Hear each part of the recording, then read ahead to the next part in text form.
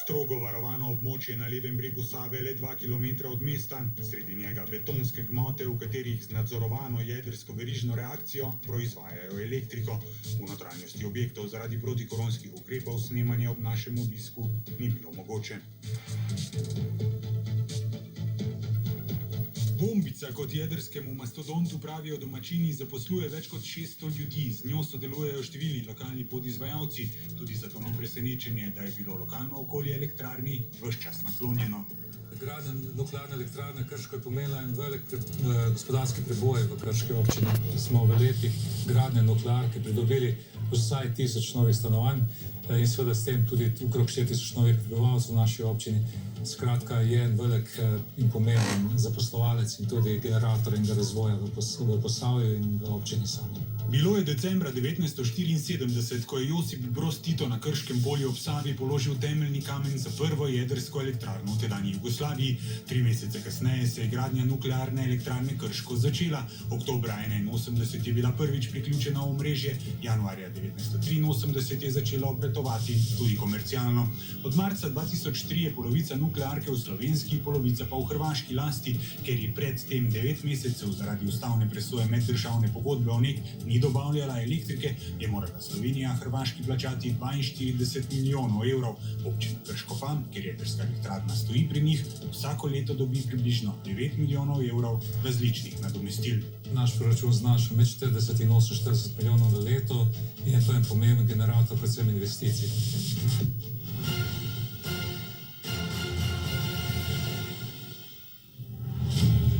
Jedrska elektrarna Krško danes, pojasnjuje njen dolgoletni šef Stane Rožman, proizvede dobrih 5 teravatnih ur električne energije na leto. S tem pokriva približno petino potreb po elektriki v Sloveniji in 16% na Hrvaškem. Jedrska elektrarna Krško obratuje izjemno zanesljivo, stabilno, predstavlja enega od stebrov oskrbe, zanesljive oskrbe z električno energijo in v Sloveniji in tudi na Hrvaškem. V vseh 38 letih delovanja, čeprav leži na potresno zelo aktivnem območju ob tektonski prelomnici Livna, nuklearka ni doživela večjih pretresov, a tudi med Slovenci je še vedno živ spomin na najhujšo jedrsko nesrečo v zgodovini, katastrofo v Černobilu.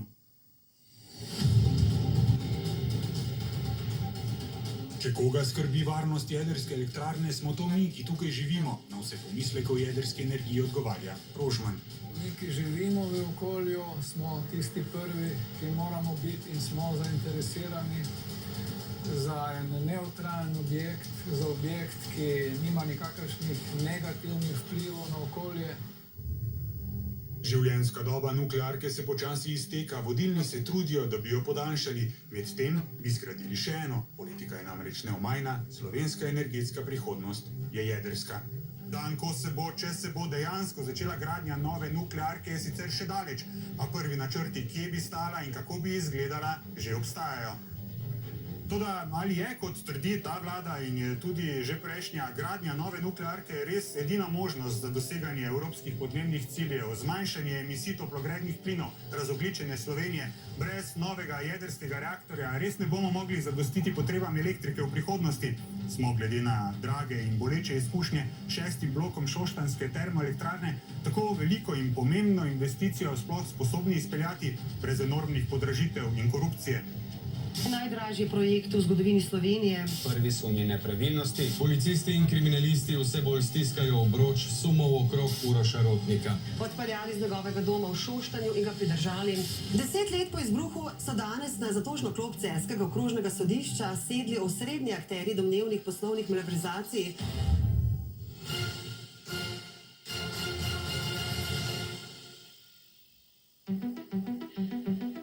Eden večjih razlogov za dvom o smiselnosti izrabe jedrske energije in breme jedrskih elektrarn, predvsem za prihodnje generacije, so odpadki, nizko in srednje radioaktivne, nastanenih približno 30 kubičnih metrov na leto, začasno hranijo v posebnem skladišču.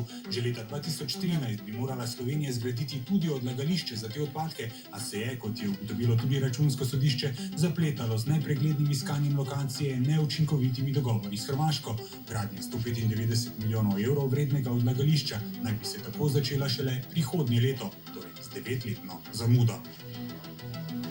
Ko bo zgrajeno predvidoma v 3 letih, bodo tja odložili tudi odpadke iz medicine, raziskovalne dejavnosti in industrije, ki jih sicer zdaj skladiščijo v centralnem skladišču radioaktivnih odpadkov Brinje pri Ljubljani. Kako dejansko to počnejo, razloži direktor Agencije za radioaktivne odpadke Sandi Viršek. Kolega sta ravno kar pripeljali, mislim, da je uvalnike požara, ki so stari uvalniki požara, ki vsebujejo tudi mečkan delček, ki je radioaktiven odpadek. Sevanje je tako, da lahko praktično pridemo do njih, ne.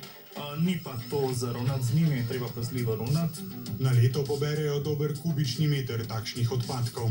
To je naše skladišče, tukaj not je zdaj skladiščenih približno 100 kubičnih metrov, nekaj manj odpadkov. Odpadki so v teh črnih sodih, večinoma nekaj tudi v nekih drugih paketih. Noter imamo prezračevanje, sevanje v okolici ni čisto nič povečano, kakor je recimo tukaj v naravnem ozadju ali pa tam nekaj kilometrov stran. Precej bolj nedorečeno je vprašanje visoko radioaktivnih odpadkov izrabljenega goriva iz nuklearke. Za zdaj hranijo v posebnem bazenu, ob reaktorju, gradijo tudi suho skladišče. Tam bodo te odpadke predvidoma skladiščili do leta 2103. Pa potem? Pa mora Slovenija najti neko rešitev za te odpadke, ali lokacijo v sami državi, ali pa neko lokacijo oziroma neko mednarodno rešitev, kamor bi lahko te odpadke ustrezno odložili. A dolgoročne rešitve kljub številnim študijam, načrtom, revizijam, resoluciji Slovenija za svojo polovico odpadkov nima. To priznava tudi minister za infrastrukturo Jernej Vrtovec. Tukaj tudi na ravni Evropske unije ni celovite rešitve. Ne? To drži, da ta trenutek še nimamo tega dela usklenjenega.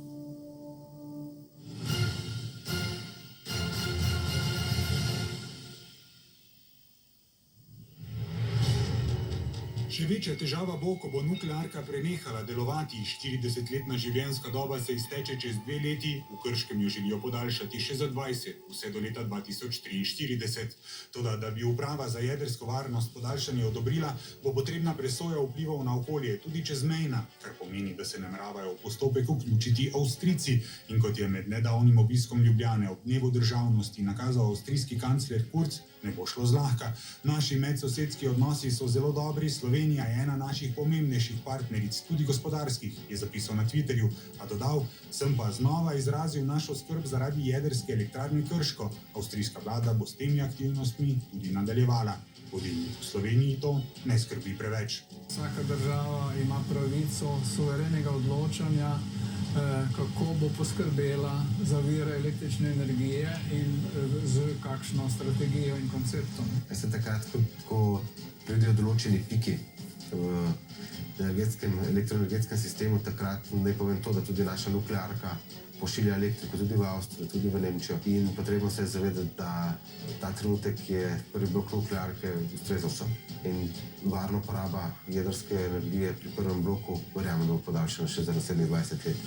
Sicer bomo pa res veliki godli. Ko bo nuklearka enkrat dejansko nehala delovati, jo bo treba razgraditi. To bo, opozarja dr. Tomislav Tkalec iz Društva za sonaraven razvoj Fokus, stalo bistveno več, kot je zbranega denarja v tako imenovanem skladu za razgradnjo. Znotraj 210 milijonov evrov mi bomo potrebovali milijarde.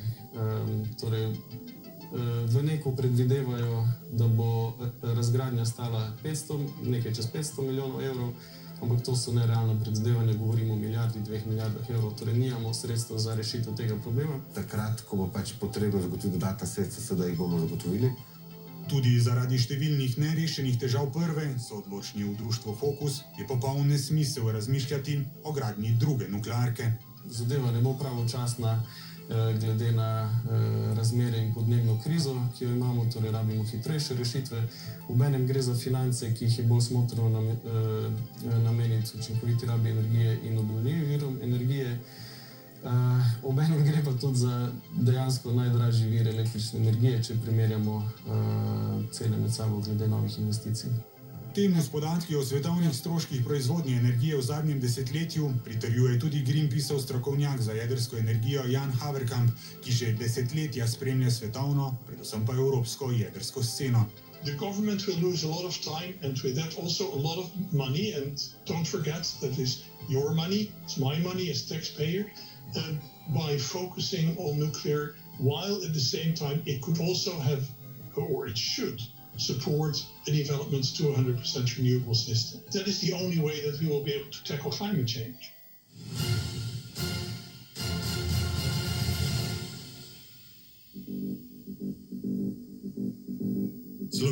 je, ko gre za delež proizvodnje električne energije iz sonca in vetra na samem repu držav Evropske unije. Vetra praktično ne izkoriščamo, sončna energija predstavlja le dober 1,5 % električne proizvodnje. Študija Tehnične univerze Dunaj pa ocenjuje, da bi lahko v Sloveniji samo z izkoriščanjem razpoložljivih potencialov za vetrno in sončno energijo dosegli in celo presegli trenutne potrebe po elektriki, a bi morali v to načrtno investirati vsaj 230 milijonov evrov na leto. Veste, koliko časa se ukvarjamo s tem, da postavimo kakšno vetrno polje. Imamo samo 2 vetrnici, imamo v tej državi, samo 2 vetrnici. Potencial zagotovo je sonce, moramo izkoristiti sončen potencial, tudi država vlaga veliko sredstev v ta namen, ampak rabimo pa hkrati tudi stabilen vir. Ta stabilen vir predstavlja naprimer nuklearka. Drugače je denimo v Nemčiji, kjer bodo prihodnje leto zaprli še zadnjo jedrsko elektrarno. Obnovljivi viri tam pokrijejo skoraj polovico potreb po elektriki v državi. Na Danskem iz obnovljivih virov pridobijo že več kot polovico električne energije. Tudi na Danskem so na začetku govorili, da ne bojo mogli voziti sistema, če bo več kot 5% elektrike iz vetra. Pa so prišli do 5%, pa so rekli, aha, ok, vse lahko, ampak 10 je pa res tista maksimalna meja. Pa so prišli do 10, pa so videli, aha, lahko, ok, 20 pa res, zdaj so pa že na 60 v povprečju. A zgodbi Nemčije in Danske še zdaleč nimata le ene plati, pojasnjuje dr. Iztok Tisel z odseka za reaktorsko tehniko Inštituta Jožef Štefan. To so državi, ki imata najdražjo električno energijo v Evropi. Torej, končni porabniki v Nemčiji plačajo in na Danskem plačujejo skoraj 2-krat več kot mi. Zato je prepričan dr. Tisel, imamo, če želimo sami pokriti potrebe po elektriki, dejansko le 2 možnosti. Zemeljski plin pa jedrska. Nemci so toliko, da si gradijo Severni tok 2, kjer si bomo mi zgradili en plinovod zelo velik, bomo rabili precej veliko cev, če bomo želeli kuriti toliko plina. Ja, zbiramo manjše zlo, tako kot ponavadi na področju energetike. A dejstvo je jasen tkalec, energetika je ogromen posel, ki ga obvladujeta 2 močna energetska bloka, GEN in HSE. Tudi zato je interes vpletenih, da vse ostane bolj ali manj tako, kot je.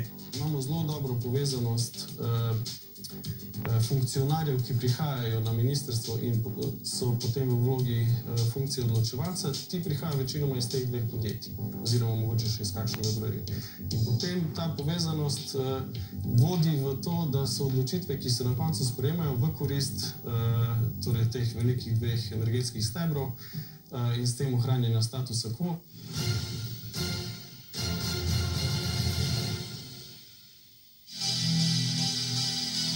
In še ključno vprašanje, ko se pogovarjamo o novi nuklearki, kako bi največjo investicijo v zgodovini države, prve ocene se gibljejo pri 5 milijardah evrov, sploh financirali. Da so pripravljeni sodelovati pri gradnji, so že nakazali v Zagrebu, v GEN energiji, kjer so samo za študije o NEK2 doslej porabili že približno 17 milijonov evrov, pa napovedujejo, da nameravajo graditi z lastnimi sredstvi, obveznicami, posojili, a sodelovanje soinvestitorjev ne izključujejo.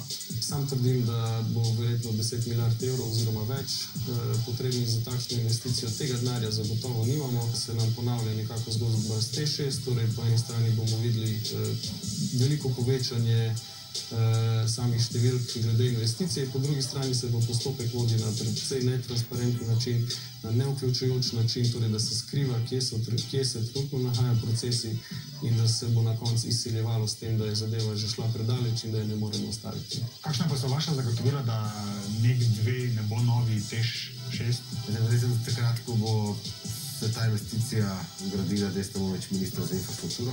Če bi bil, potem to ne bi bil TEŠ6. Vse podlage, da to TEŠ6 ne bomo pa jaz pripravil. Kdo pa bi nuklearko dejansko gradil, ker je že zdaj opredeljena vrsta tehnologije in zmogljivost nove elektrarne, se postavlja vprašanje, ali nismo s tem nekaj ponudnikov jedrske tehnologije, denimo iz Koreje in Francije, avtomatsko izločili in dali prednost drugim. Ste se pa še nič pogovarjali tudi z Američani, denimo o tem? Ne.